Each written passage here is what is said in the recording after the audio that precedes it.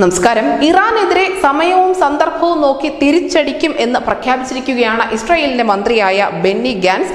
Iran ഞങ്ങളെ ആക്രമിച്ചതിന് വലിയ വില തന്നെ നൽകേണ്ടി വരും എന്നുകൂടി അദ്ദേഹം വ്യക്തമാക്കിയിട്ടുണ്ട്. കഴിഞ്ഞ ദിവസമാണ് ഡ്രോൺ മിസൈൽ ആക്രമണങ്ങൾ ഇസ്രായേലിന് നേർക്ക് ഇറാൻ നടത്തിയത്. സ്വയം പ്രതിരോധത്തിന്റെ ഭാഗമായിട്ടാണ് ഇറാൻ ആക്രമണം നടത്തിയത് എന്നാണ് UN-ലെ ഇറാന്റെ പ്രതിനിധി നൽകുന്ന വിശദീകരണം. എന്തായാലും സംഘർഷ സാധ്യത ഇല്ലാതാക്കാൻ G7 രാജ്യങ്ങളടക്കം രംഗത്ത് വന്നിട്ടുണ്ടായിരുന്നു. സൈനിക ഏറ്റുമുട്ടലിന് ശ്രമിച്ചാൽ മറുപടി നൽകുമെന്നാണ് ഇറാൻ നേരത്തെ തന്നെ ഇസ്രായേലിന് മുന്നറിയിപ്പ് നൽകിയിട്ടുള്ളത്.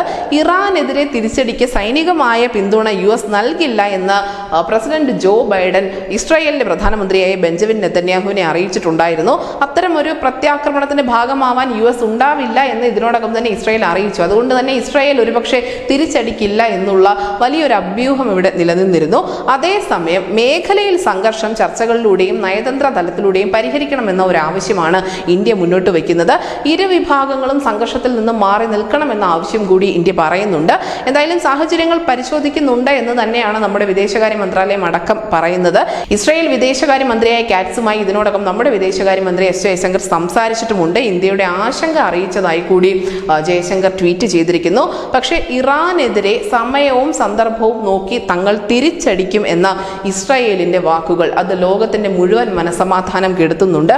കൊടുങ്കാറ്റിന് മുൻപുള്ള ഒരു ചെറിയ ശാന്തതയാണോ ഇത് എന്ന് സംശയിക്കുന്നവരും കുറവല്ല. News desk news India Malayalam.